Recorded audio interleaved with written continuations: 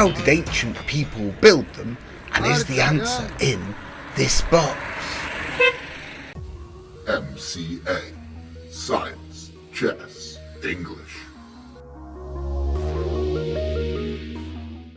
Remember that to put an object into motion or move it, we need a force, a push or a pull. An object with a small mass requires a small force to put it into motion.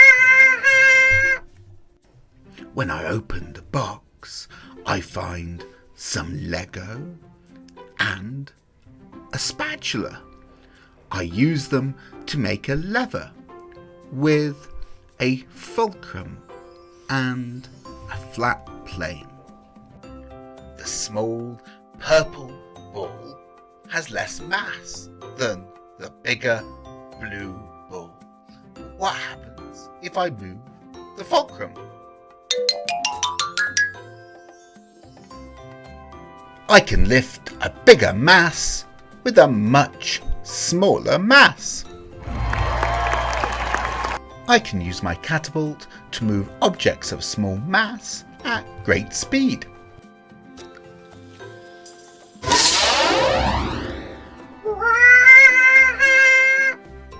But what else is in my box? Some books.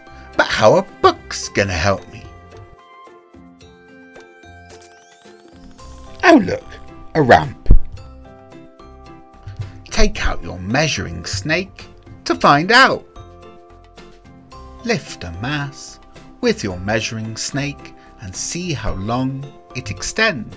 10 centimeters. Great. How about if I use a ramp? Now it only extends for 5 centimeters. I use less force. Ethan has written in asking what kind of snake you should use. Just pick whatever snake is most venomous in the region that you live.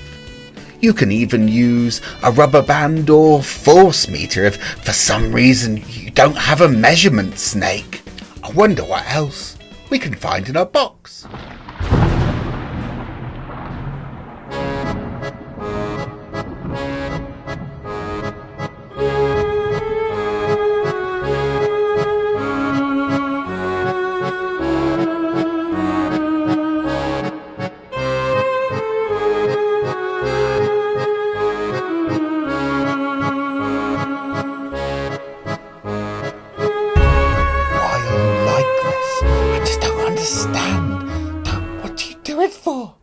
Looks like there'll be no more simple machines from our box. Why not do the experiment yourself and see what results you get? Let me know what measurement snake you used. And if somebody asks you how the pyramids were built, you can say simple machines with complex brains. MCA. Science, Chess,